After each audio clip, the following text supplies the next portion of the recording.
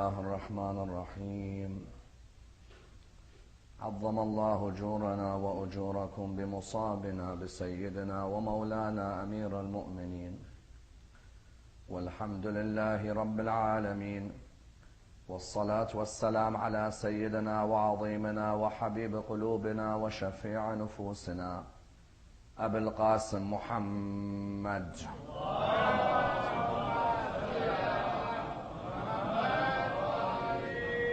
وعلى أهل بيته الطيبين الطاهرين وأصحابه الغر الميامين.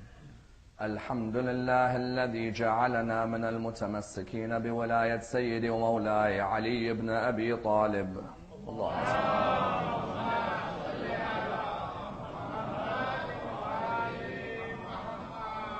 الحمد لله الذي هدانا لهذا وما كنا لنهتدي لولا أن هدانا الله. أما بعد، يقول الله في كتابه الكريم: بسم الله الرحمن الرحيم، إلا من أكره وقلبه مطمئن بالإيمان.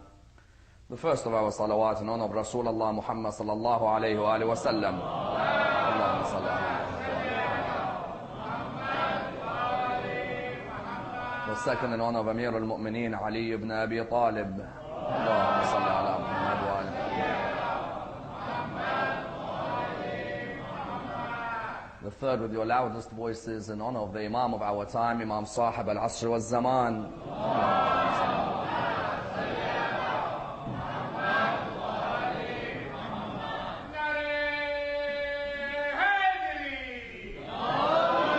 Respected brothers and sisters, Assalamu alaikum wa rahmatullah wa barakatuh.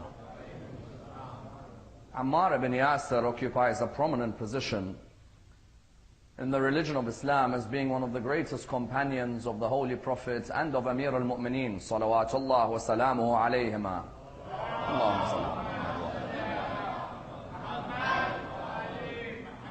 He is a man who was revered for his bravery, for his passion, for his valor. A man from whose life many lessons may be learnt and many examples may be derived. And truly a man who remained loyal to the cause of the religion of Islam. For when you examine the life of Ammar ibn Yassir, you find that whether he was at the age of 30 or indeed at the age of 93, every aspect of the life of Ammar ibn Yassir is an aspect of commitment towards the religion of Islam. Because we know very well that at the Battle of Siffin, Ammar ibn Yassir, according to most accounts, was killed at the age of 93. And therefore you found that he was a man who served the religion of Islam from the cradle until the grave. Every aspect of the religion he continued to serve. And therefore the question arises that what are the benefits when we study the life of a person like Ammar ibn Yassir? The first benefit, without a shadow of doubt, is honoring a man who was seen as being amongst the Sahaba of the Holy Prophet. As in, these Sahaba were no ordinary gentlemen. These were people who walked with the Prophet, talked with the Prophet, ate with the Prophet, drank with the Prophet, but also, most importantly, saw the hardest of years alongside the Prophet. As in, those early years of the religion of Islam were years where you notice that these companions lost their parents. These companions had to migrate and lose their houses. You found that they had to go through years of torture.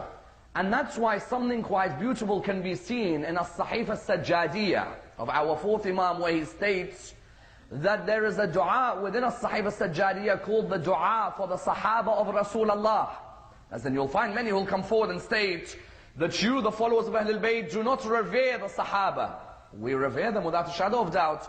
As in, our Imam would not make a dua for the Sahaba of the Holy Prophet unless there was a particular lesson to be learned from these individuals and the fact that we had to revere them. Likewise, on a second level, when we study Ammar ibn Yassir, we study to ask ourselves, what of what Ammar faced in his life are we facing in our life? Which trials is Ammar facing, which are trials which we are facing? Because remember, this was a man who, when we study his life, you'll begin to notice that if you think that you have it hard as a Muslim in America, who's facing trials and tribulations, then listen to Ammar's story and then you'll know that you've had it quite easy. Because Ammar ibn Yassir's story is one which is full of peaks and troughs. One where at times he is smiling, and at other times he's going through intense pressure to maintain his religiosity. Yet you find that when Amir al-Mu'mineen sees Ammar dying, he states a beautiful line that when Ammar was killed at Siffin and Malik was killed, Imam Amir al-Mu'mineen himself would remember them, and Muawiyah would say, I have cut the two wings of Ali ibn Abi Talib. When a person says this, it indicates that this man who we're going to study tonight is a man whose commitment to the religion should be something we take as an example in our life.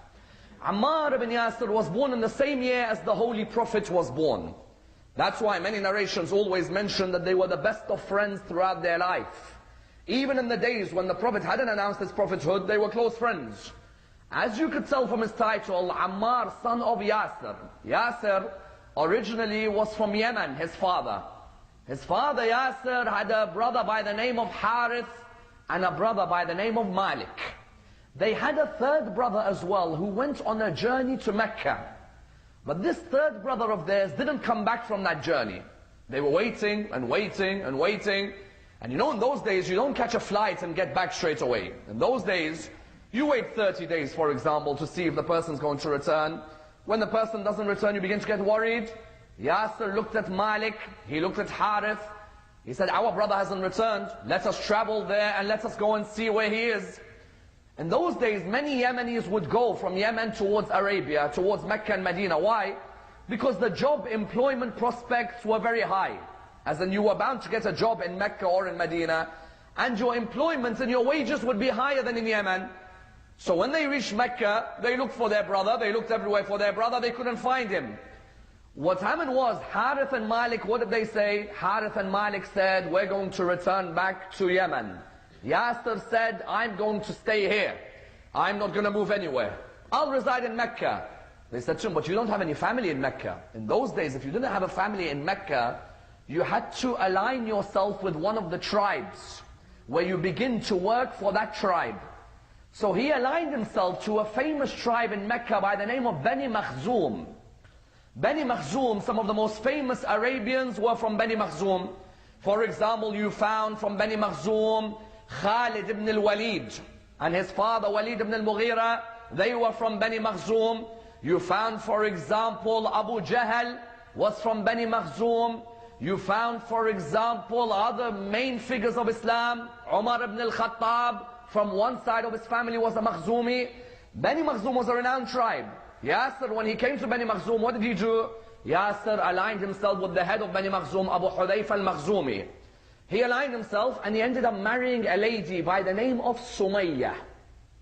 Sumayyah bint Khayyat was a servant of Bani Makhzum. They married each other.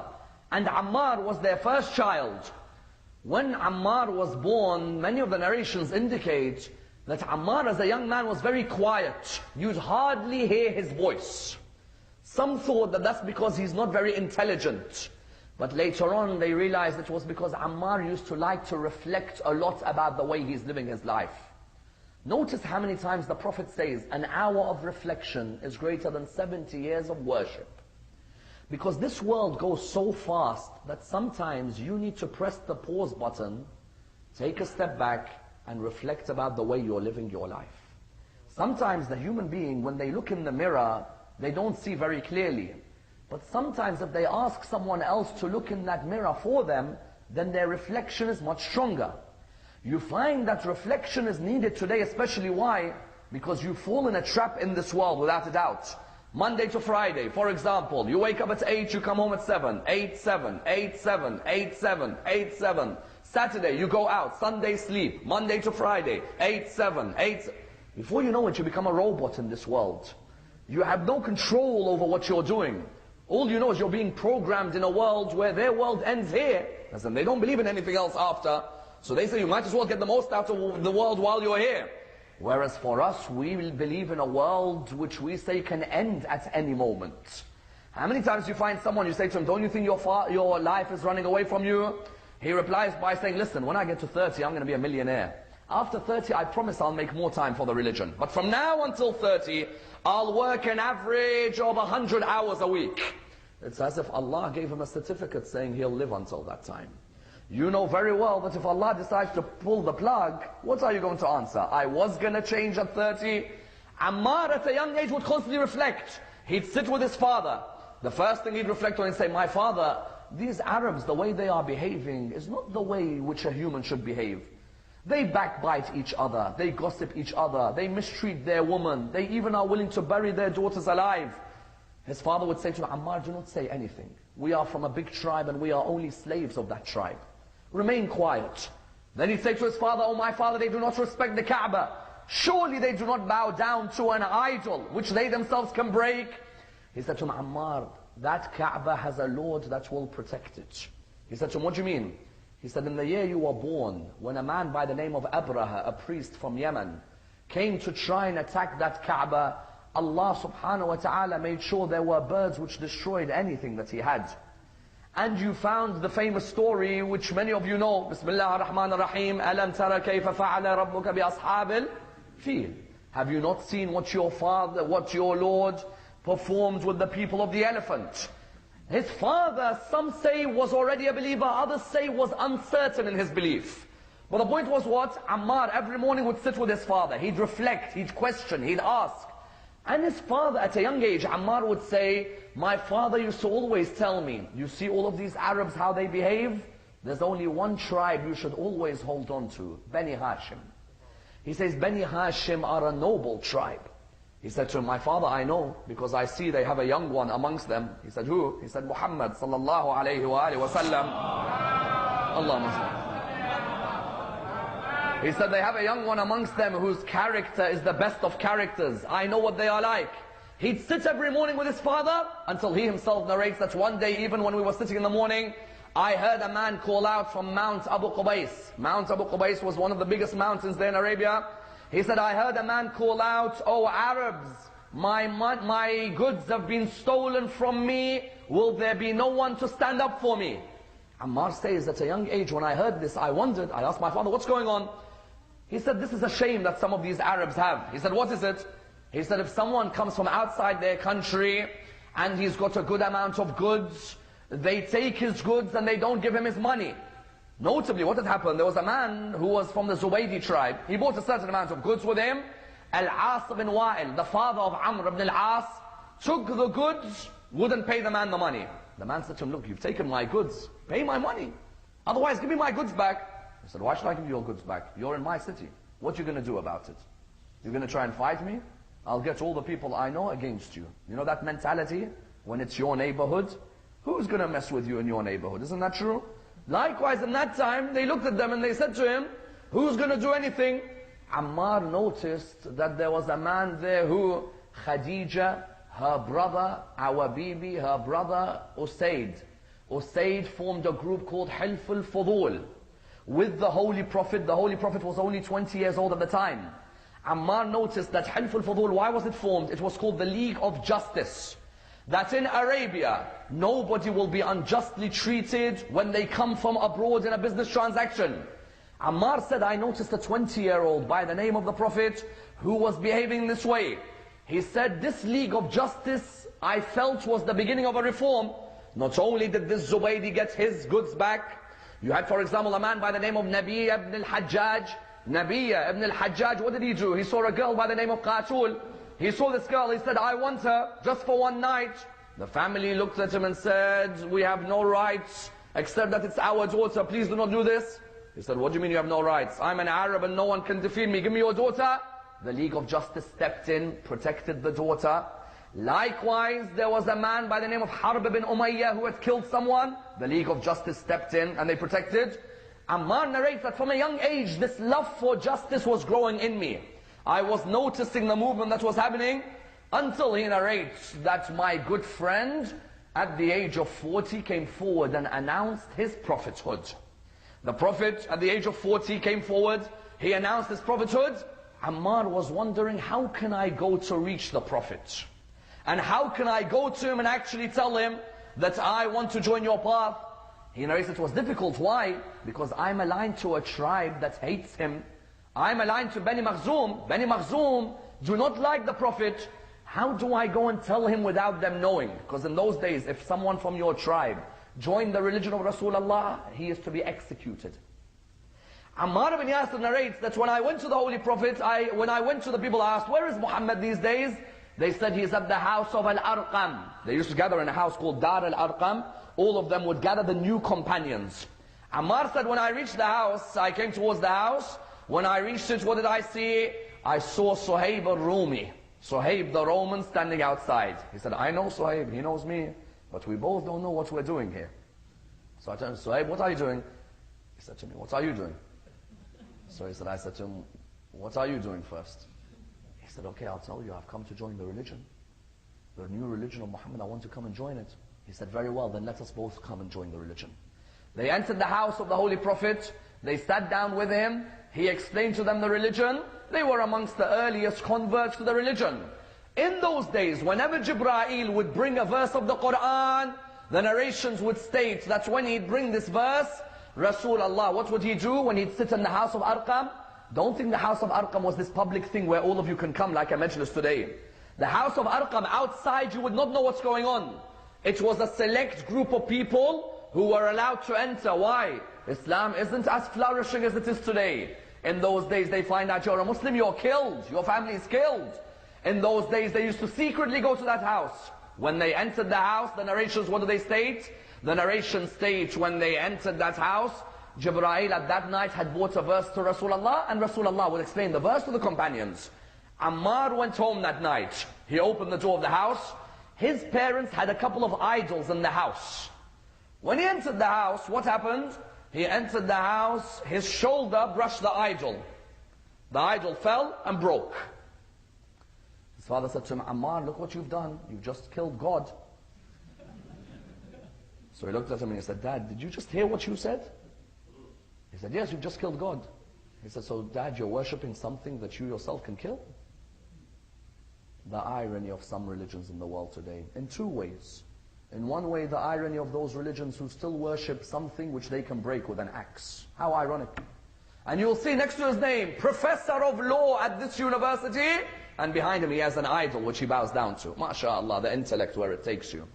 Then you have the second group of people who worship a God who died on a cross. Even more ironic in this world. God on a cross and he dies. How the attributes get mixed up, I do not know.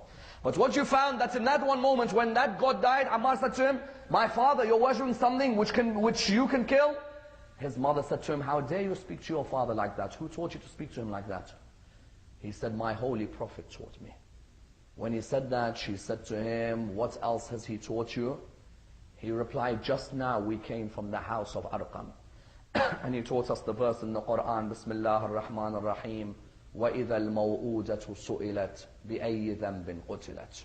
The female baby will ask on the day of judgment, why was I buried alive? For what crime? As soon as Sumayya heard this, she started crying. He said to her, Mom, why are you crying? What have I said wrong? His father said, Ammar, your mother had two older sisters who were born before her. Your grandfather buried both of them alive. But the second one, as he was burying her alive, her hand touched his beard. And he got hurt by this. So he said, I promise if I have a third daughter, I will not kill her. The third daughter is your mother, Sumayya. So his mother looked at him and said, oh Ammar, if Muhammad is preaching a religion with the rights of the woman, then me and your father will join the religion of Muhammad sallallahu alayhi wa sallam. Therefore, in those early days, what did you find? You found in those early days, Ammar became a Muslim. His mother Sumayya became a Muslim. Yasir, his father, became a Muslim. The whole family came into the religion. But of course, Abu Jahl is slowly finding out that Rasulullah's religion is growing. So Abu Jahl, Abu Sufyan, Abu Lahab would go to their parliament, their government, their congress. They would go to it by the name of Dar al-Nadwa. They would sit inside. They'd plead with Abu Talib. They say, Abu Talib, tell your nephew to stop preaching his religion. If he wants money, we'll give him money. If he wants houses, we'll give him houses. If he even wants from our woman, we'll give him the best of our woman. When Abu Talib would ask Rasulullah, Rasulullah would say, if they gave me the sun in my right hand, and they gave me the moon in my left hand, I would not stop preaching the rights and the principles of this religion. What they began to notice was that these people were now slowly converting towards the way of Islam. the narrations, what do they state? In that parliament, all the heads of the tribes, if a member of their tribe became a Muslim, do you know what would happen? They were not allowed to enter that parliament. Abu Jahl, someone came to him and said, what's wrong with you coming to the parliament today? He said, what do you mean? They said to him, Ammar has become a Muslim and he's from your tribe. And Yasir, his father, has become a Muslim and he's from your tribe. And Sumayya, the mother, has become a Muslim and they're from your tribe. At that moment, Abu Jahl could not believe it. He went and made an announcement. Every tribal leader who has Muslims in his tribe cannot come to the government and must torture them to death or execute them straight away. Imagine they come to your house, brothers and sisters, for those of you who are living in Wonderland sometimes as Muslims. Sometimes us as Muslims, we're living in Wonderland. You tell a person, become religious. He says, when I am ready, I will become religious. I repeat this because I'm hearing this phrase every day these days. When I'm ready, I'm not ready now. Those early Muslims you found, imagine someone who comes into your house, takes your mother away, takes your father away, and uses them as bait to try and torture you. They came to the house, Abu Jahl entered the house, he had the soldiers take Sumayya away. They went and hung Sumayya. Then they hung Yasir next to Sumayya. They hadn't killed them, they just simply hung them like on a crucifix. They put them then down on the ground. And Ammar, they didn't kill, no, they wanted Ammar to look at his mother and his father in front of him. Because psychological torture can destroy you more than you being tortured, isn't that true? As in those of you who've heard of some oppressive governments, I don't need to mention names, but there are some governments who claim to be Muslim, who put the Muslims through the worst torture. You found that they got Sumayya, they put her on the ground, they stretched her legs out. When they stretched her legs out, Abu Jahl was in front of her. He said to her, who's your Lord? Hubal, Lat, Uzza? She said, my Lord is Allah subhanahu wa ta'ala. He would keep torturing her. Do you know who was torturing her alongside him? Umar ibn al-Khattab. Because at the time he hadn't become a Muslim. So at the time, he used to have a habit of wanting to torture women. And you find that he was torturing her, Abu Jahl was torturing, he was torturing, Abu Jahl was torturing, until Abu Jahl saw Ammar, he saw Yasir. First he came to Yasir, who's your Lord? Yasir replied, Allah. He stuck the spear right through his stomach. He killed him. He knew Ammar, he keeps coming back to Ammar, who's your Lord? Ammar would keep saying, Allah, Allah, Allah. He'd come back to Ammar's mother. They'd whip her, nothing would happen. They'd whip her, nothing would happen. Until Abu Jahl said to her, who's your Lord? She said, Allah. He said, very well, let's see what your Allah does now. When they connected her hands to horses. And they made that stomach and that body rip open. You think you have it hard as a Muslim. I am surprised by a person who says, I find it difficult to be religious. You didn't see your mother go through that, nor did you see your father go through that. So why do you find it hard? What's so hard about your Muslim generation? Ammar sees this, he comes to him again. He says, who's your Lord? He says, my Lord is the Lord that you worship, Abu Jahl. Abu Jahl said, very well, finally you've admitted, now get out. Ammar ibn Yassir had just admitted that he didn't believe in a Lord. He went to Rasulullah's house with torture, and what did he have? All wounds around his body. He knew that Rasulullah, when he'd try and walk past Yasir and Sumayya, he'd keep saying, Sabran, Al Yasir. Patience, oh family of Yasir. May Allah give you sabr in this period. For Jannah awaits you. But Ammar knew that he uttered something which his mother didn't even utter. His mother died saying Allah. His father died saying Allah. But Ammar said, no, I don't believe in Allah. He came to Rasulullah, he said, Ya Rasulullah, please ask Allah to forgive me. He said, why? He said, I said something, but my heart believed something else. But Ya Allah, I only said, Ya Rasulullah, I only said it because of the torture I was going through seeing my parents, and then on me, the torture inflicted on me. Rasulullah, at that moment, the verse came down from the Quran, Surah 16, verse 106. إِلَّا مَنْ أُكْرِهَ وَقَلْبُهُ مُطْمَئِنٌ بِالْإِيمَانِ. That Allah subhanahu wa ta'ala says there are two types of people. There is the one who is a Muslim and leaves Islam. Then there is the one who's compelled, but his heart believes in Islam. This was the verse to prove taqiyya. Many people ask the question, how can I prove taqiyya? When non-followers of Ahlul Bayt tell me, you Shia believe in taqiyya. How do I prove it? Say Surah 16, verse 106. إِلَّا مَنْ أُكْرِهَ وَقَلْبُهُ مُطْمَئِنٌ بِالْإِيمَانِ. His heart believes, but he is being forced in a matter of life and death. Taqiyya means what? Means in a matter of life and death. When someone has put a gun to your head and someone says to you, do you believe in Rasulullah? To save your life, you are allowed to conceal your belief. You are allowed. Someone asks, but what if I want to die? Of course, if you want to die, Allah gives you a great reward. Without a doubt, you die as a shaheed. But if you want to remain alive, Islam is given the option. Why? Our sixth Imam says, Taqiyya is my religion and the religion of my ancestors. Meaning what? Meaning that no religion can survive unless there's a period of Taqiyya. Ashab al-Kahf could never survive unless they were in Taqiyya. Before they admitted their truth, they went Taqiyya. Rasulullah, the first 3 years of his message, he was in Taqiyya. In the sense that his companions couldn't come out publicly. Only after 3 years they came out publicly. Likewise, Ammar was in a state of Taqiyya. Rasulullah said to him, do not worry, Ammar. Your parents have been promised Jannah. And you, Allah revealed the verse about you, that the one who is compelled to utter something but his heart believes, there is no problem. You found then Ammar ibn Yassir joined Rasulullah, they went on the hijrah. When they went on the hijrah, of course the first thing that's happened when they entered Medina, they built that mosque which we visit. That mosque which we visit, which of course has the barakah of Rasulullah, even though surrounded by absolute rubbish. It has the barakah of Rasulullah. You find that when you go to that mosque, what do you find? When you go to that mosque, you see the mosque, how it was built. These companions, you know what they would do? They would do what? They would come forward in the heat of Arabia and they would lift a brick and put it. And lift a brick and put it. A hadith say only one man would take 2 bricks in his hands and put them. Ammar ibn Yassir. Ammar ibn Yassir would take 2 bricks in what? In his hand, and he put them. Rasulullah would see Ammar ibn Yassir sweating. Rasulullah would see Ammar ibn Yassir tired. And even Ammar ibn Yassir and Uthman ibn Affan had a major confrontation when they were building the mosque. And this confrontation would come back later on. Because Ammar ibn Yassir saw Uthman ibn Affan just standing.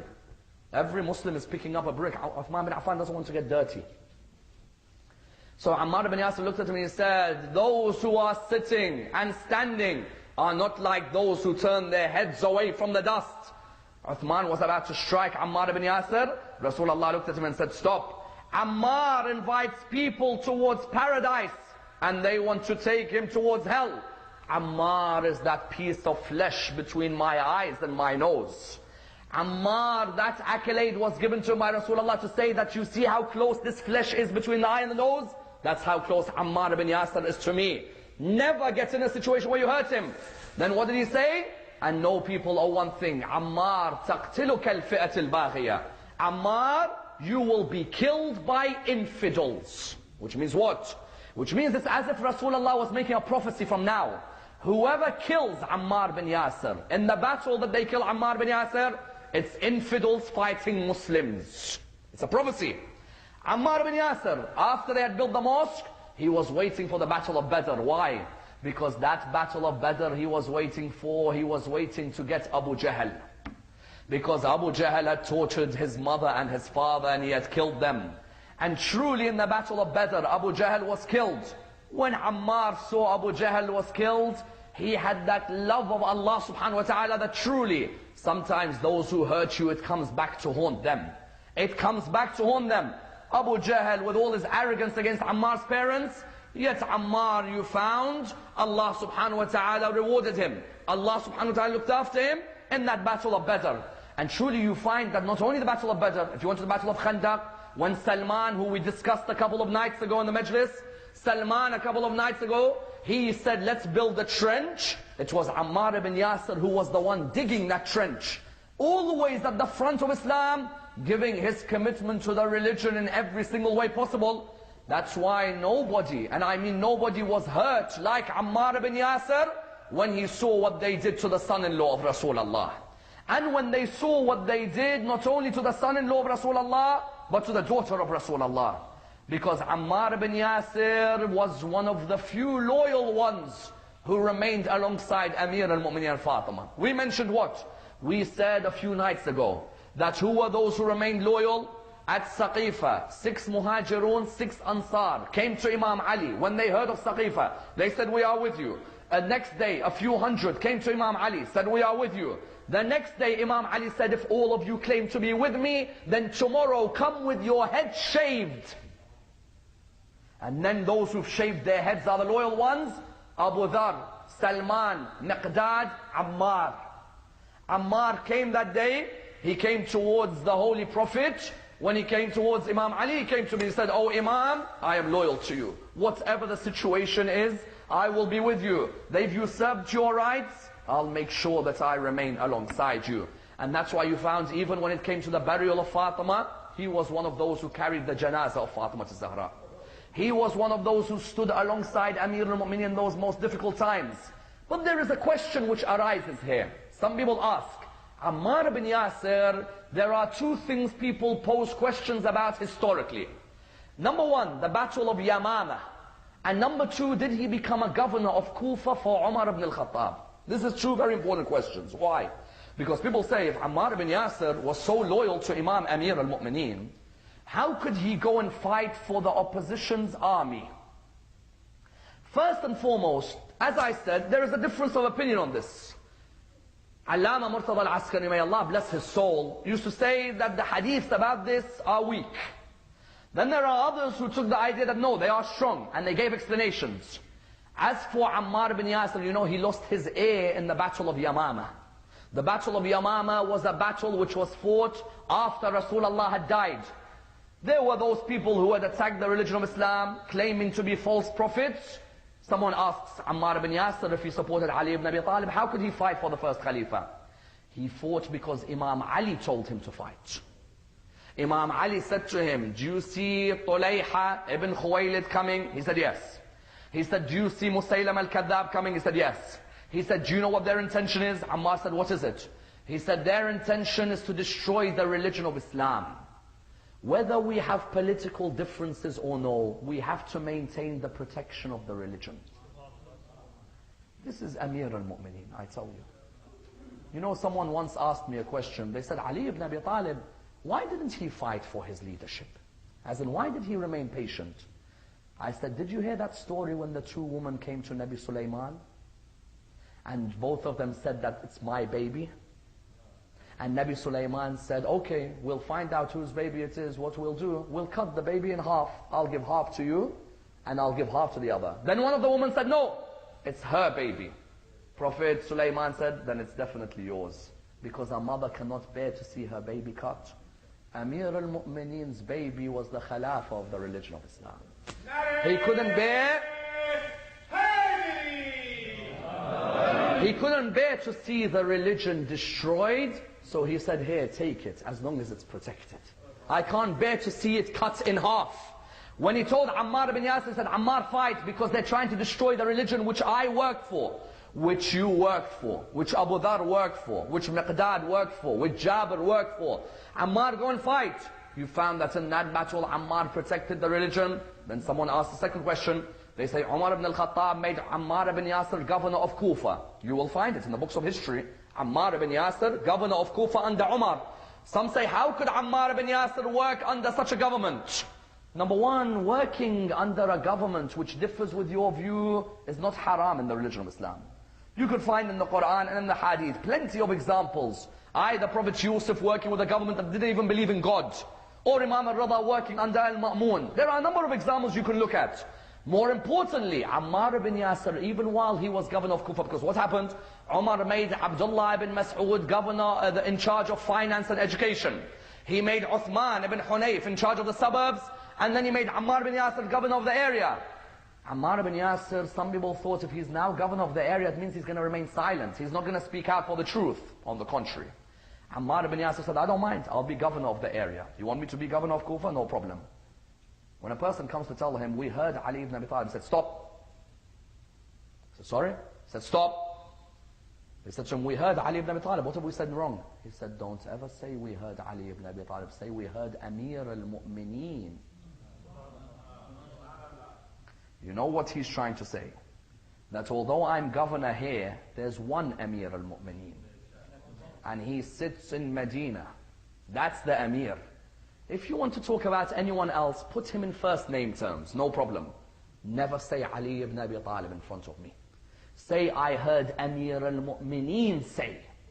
And that's why Ammar ibn Yassir, when he was governor of Kufa, do you know in Salat al-Jum'ah, he didn't used to give a khutbah? Go and read. Ammar ibn Yassir, when he's in Kufa, he doesn't give khutbah for Salat al-Jum'ah. He only read Surah Yasin. Because in the khutbah of Salat al-Jum'ah, you have to speak about what's wrong in the political climate, don't you? So it's better to stay quiet. I'll read Yasin. If he doesn't think that I like him, then he can sack me from the position. But I'll never give a khutbah talking about political systems when there is a man at the helm who's been an unjust man. I'll recite Yasin. So he sacked him. He sacked him. They said to him, why did you sack him? What's Ammar ibn Yassir done wrong? Didn't Rasulullah say Ammar invites people to paradise? Why did you sack him? He said, because the people I appointed, he removes them from power too quickly. That's why I sacked him. Why don't you just say it's because he called someone else Amir al-Mu'mineen? Just make it clear. And that's why when Ammar was sacked from being governor of Kufa, when Uthman came into power, and Ammar saw Walid ibn Uqba coming back, and he saw Marwan ibn al-Hakam coming back, he saw all the Umayyads who Rasulullah had kicked out were coming back slowly. As in everyone who fought Rasulullah was now coming back. Ammar spoke out viciously against Uthman ibn Affan. And you know what Uthman did to him? Uthman ibn Affan, whoever spoke out against him, read the books, brothers and sisters. There will be people watching this on television, and people listening to this on the internet, and people hearing this. When we are talking about these issues, our aim isn't to bring sectarian problems. Our aim is only to look in the books of history, go reflect. As in even Syed Qutb in the book Social Justice in Islam, even Syed Qutb himself mentions that Uthman ibn Affan, some of his decisions left a lot to be desired. Uthman ibn Affan, when Abdullah ibn Mas'ud spoke out against him, Uthman ibn Affan beat him until he broke his ribs. And when Ammar ibn Yassir spoke out against him, he gave him a hernia. Hernia.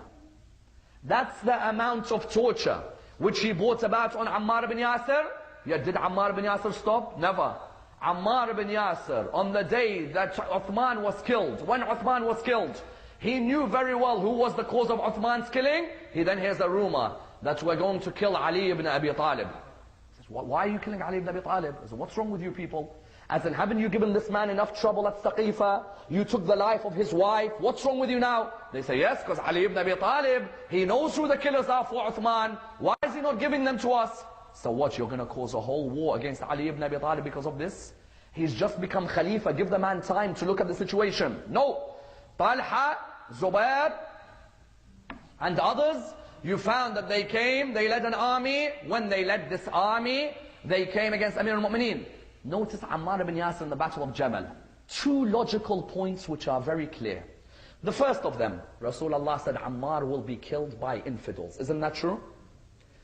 Say Ammar died at Jamal. Wouldn't the opposition be called infidels? Say he didn't die. Aren't they still infidels for fighting against him? They're fighting him at Jamal.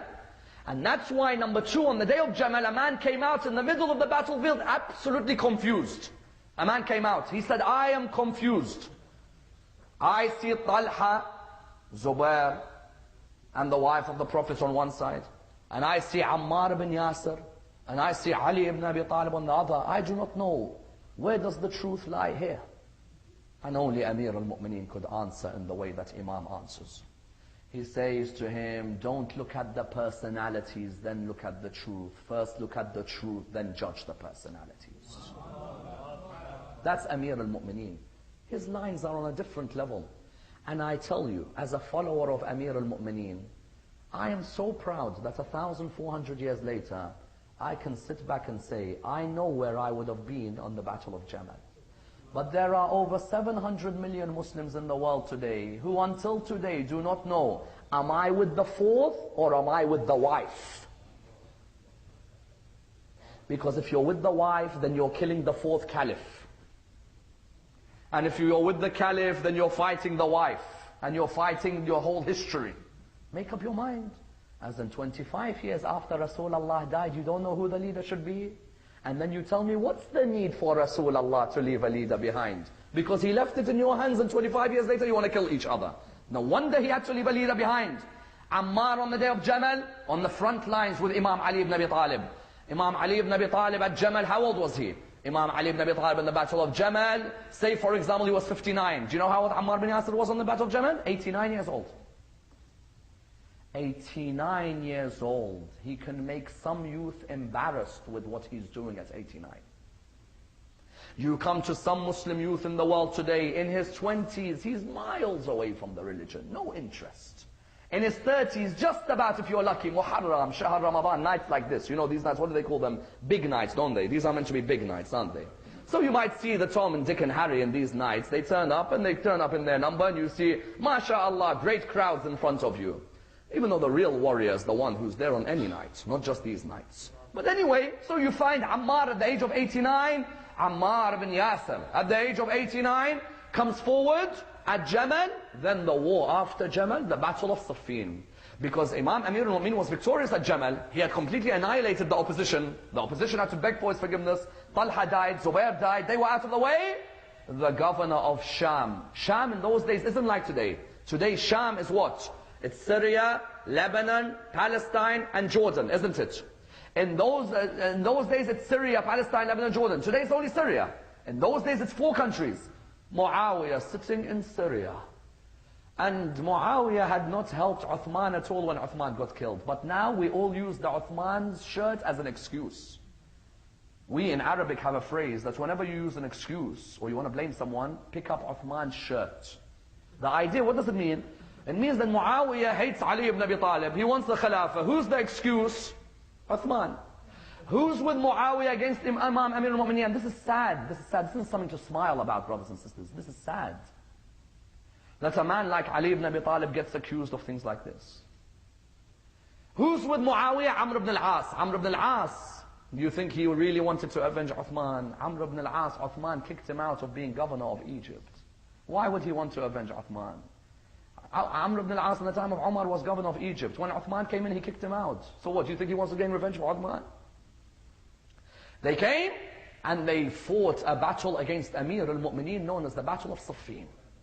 In that Battle of Siffin, Ammar ibn Yassir was 93 years old in some narrations. Some say he was 90 years old. There's a difference of opinion anyway on the dates. You find Ammar ibn Yassir in that battle, the Battle of Siffin, dedicated with his words on that day. He could see Amir al-Mu'minin leading an army, leading the truth. And remember, the prophecy of Rasulullah still stood. Ammar, you will be killed by infidels. Isn't the prophecy still standing? You found Ammar ibn Yassir, listen to his words on that day in Siffin. He called out, "Oh Allah, you know if you wanted me to plunge myself into the river Furat, I'd plunge my body in there for you. Oh Allah, I know you want me to fight those people because they are a corrupt brand of people. Oh Allah, if that army of Muawiyah chased me to the Hajar date palms, I would still know that I'm on the truth and that they are in the false. Oh soldiers of Ali, come join me in gaining the satisfaction of Allah and the pleasure of Ali ibn Abi Talib. Let us go through this opposition and this army." Do you know why? Because he remembered one hadith. He remembered Rasulullah one day sitting with him. Listen to the hadith, and O follower of Ali, take this hadith in.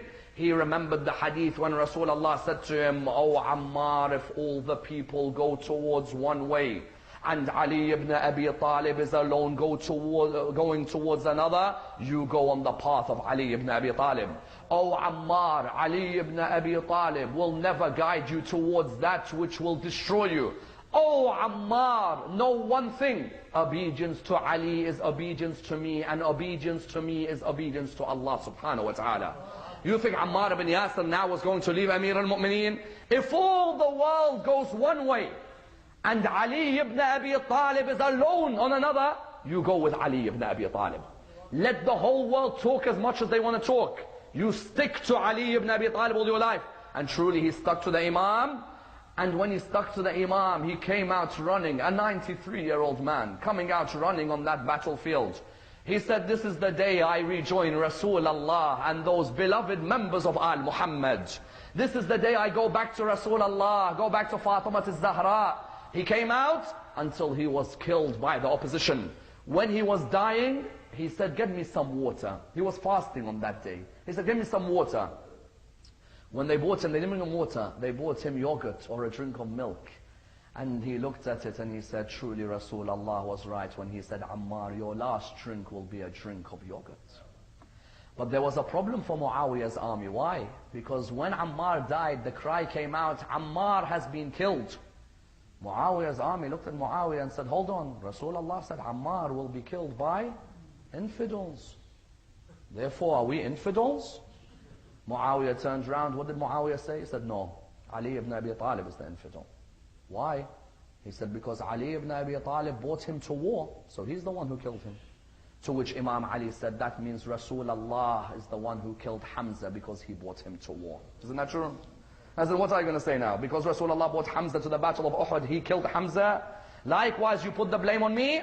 But notice how much Imam Amir al-Mu'mineen was hurt when Ammar died. In Nahj al-Balagha, Imam Amir al-Mu'mineen, what does he say? He says a beautiful line in Nahj al-Balagha. After Siffin had finished, after these battles had finished, those loyal companions, he said, where is Ibn Tayyihan? Where is Khuzayma bin Thabit al-Ansari? Where is Ammar ibn Yassir? Those companions which Imam Ali had, all of them had died one after another. Ammar ibn Yassir had died. Malik al-Ashtar was to die. Muhammad ibn Abu Bakr had died. Ibn Tayyihan had died. Khuzayma bin Thabit al-Ansari had died. Salman had died. Abu Dhar had died. Miqdad had died. All of the companions of the Imam were dying. But in Nahj al-Balagha he said, where is Ammar? Ammar was a backbone for Imam Amir al-Mu'mineen. He could always rely on him to be with him in every delicate situation. And that's why those days after Siffin, after Nahrawan, Imam began to notice that his companions were slowly dying one after another. And even on a night like this, there were only a few companions outside the house of Amir al-Mu'mineen. That house in Kufa, on a night like this, was being surrounded by whom? Outside the house you may find Hujr bin Adi al-Kindi standing outside the house. Brothers and sisters, Hujr bin Adi al-Kindi, you know when he died, just before he got killed, Muawiyah said to him, Hujr, do you have a final wish before I kill you? Because as an Arab, before we kill someone, we give him a final wish. He said, kill my son first. He said to him, what? He said, kill my son in front of me right now. He said to him, what do you mean? He said, kill my son in front of me. So they killed his son in front of him. Hujr said, now you can kill me. He said to him, why? He said, because I am now happy that I saw my son die on the path of Ali ibn Abi Talib. I was worried if he was to live after me, he may die on your path. But now that I've seen him killed with the love of Amir al-Mu'mineen, I'm happy, I am ready to die. On a night like this, Hujr bin Adi al-Kindi was there. Maytham al-Tammar, who used to go to that tree and he'd water the tree. And they'd say to him, what are you doing? He'd say that I have come to water this tree. This tree was created for me and I was created for the tree. And when they caught him, when he was caught by Ibn Ziyad said to him, how do you expect to die? He said, my master Ali ibn Abi Talib told me I'll die praising him. At that moment Ibn Ziyad said, then I won't kill you, I'll prove your master wrong. He said, very well. He put him on the tree. Maytham, while crucified on the tree, would narrate the merits of Imam Ali ibn Abi Talib. Ibn Ziyad would try and remain patient until they came and pulled his tongue out and executed him. Maytham al-Tammar, Hujr bin Adi, Qambar was outside a house. That Qambar who Hajjaj ibn Yusuf al-Thaqafi killed in the worst of ways. When Hajjaj came and said, I'll kill you, what will you do? He said, I don't mind if you kill me. I'm dying on the path of Ali ibn Abi Talib. These men were standing outside the house of the Imam, but there was one man in particular who was standing outside the house who got most affected on a night like this, and that was the man by the name of Al-Asbagh ibn Nubat. Because yesterday night Imam Ali had been struck with the sword on his head. He was struck on the same area that Amr ibn Yassir struck him at Khandaq. The difference now was that poison was on that sword and it had surrounded the body of Imam Ali ibn Abi Talib. Al-Asbagh ibn Nubat narrates that on a night like this, all of us stood outside the house of Imam Ali ibn Abi Talib. He said we could hear the daughters of Imam Ali ibn Abi Talib crying in the house. We could hear them crying because they could see their father in the state that he was in. Al-Asbagh narrates that me and the other companions were standing outside the house and we just couldn't stop crying. Imam Ali ibn Abi Talib, while he was in the house, He called Imam al-Hassan. He said, "Oh my dear Hassan, come to me. Who are those men who are crying outside?" He replied to him, "They are your companions, O Amir al-Mu'mineen." He said, "Very well, call them all inside." When they all came inside, Al-Asbagh came near Ali ibn Abi Talib. He began to cry and cry and cry when he saw the state the Imam was in. It's as if Al-Asbagh, what did he say? He said, "I didn't know which was more yellow, the face of Imam Ali ibn Abi Talib or the bandage that covered his head." The narration state that Imam Ali said to each of them, "Now all of you have to leave. I beg for all of you to leave." They all began to leave the house of Imam Ali, except one person stayed outside. Imam Ali could hear him crying. Al-Asbagh had remained outside. Imam al-Hassan went towards Al-Asbagh. He said to him, "Al-Asbagh, you have to leave." He looked towards Imam al-Hassan and he said to him, "How can I leave when my master lies on his bed in his final moments?" When Imam al-Hassan went back inside, he told Imam Ali, "Al-Asbagh can't leave. He wants to stay sitting outside his house, outside your house." Imam Ali said, "Very well, let Al-Asbagh come in. Let him come and sit near me." When Al-Asbagh walked in, he began to cry like a way he hadn't cried before. Imam Ali ibn Abi Talib looked at him and he said, "Al-Asbagh, I beg of you, do not cry. In a moment I will go towards Jannah." Al-Asbagh replied to him with the following lines, "Oh my master Amir al-Mu'mineen, I do not cry because you are going towards Jannah. Rather I cry because how can I live in a world where I am separated from Ali ibn Abi Talib? How can I live a life where Ali ibn Abi Talib is not next to me to help me and to advise me? Oh my master Ali ibn Abi Talib, my life means nothing to me when you are not present around me." The doctor at the time was called Dr. Athir ibn Amr al-Sakuni. He came to look at the wound on Imam Ali ibn Abi Talib's head. When he came to look at the wound, he put something on the head. He then turned around to Imam al-Hassan. He turned around to Imam al-Hussein. He turned around to Sayyida Zainab, to Kulthum.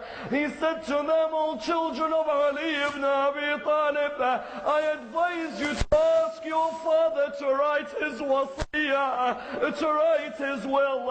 And they said to him, "Why?" He said, "Because I can see the flesh of the brain of Ali ibn Abi Talib, and I feel in a moment he will return back to his Lord."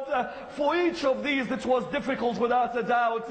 It's very difficult to hear that any member of your family is in his final moments. But for one lady, it was the third time she heard this.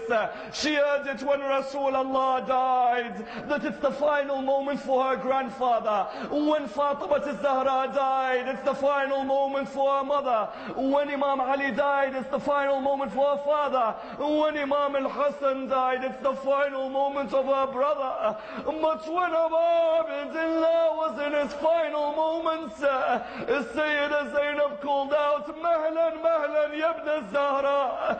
Wait, oh son of Zahra. Imam al-Hussein returned to her. He said to her, "What is it, my dear Zainab?" She said, "My mother Fatima al-Zahra, before she died, she said to me, kiss Ammar Abdullah on his head and kiss him on his neck." It's as if Fatima al-Zahra knew there'd be a moment when that neck and that head would be struck. As for the neck, it was struck by the rocks. But as for the neck, it was struck by Shimr ibn al-Jawshan.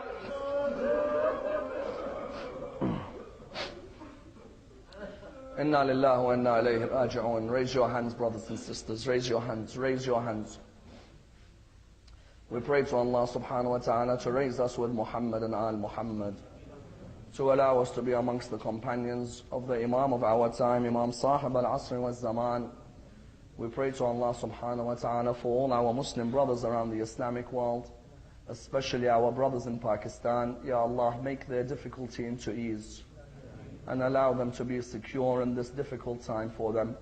We pray to Allah subhanahu wa ta'ala to allow us to receive the intercession of Imam Ali ibn Abi Talib, and to allow us to be amongst those who are honored with his ziyarah in the holy land of Najaf. We pray to Allah subhanahu wa ta'ala the Surah Al-Fatiha, but before it the loudest of your salawat.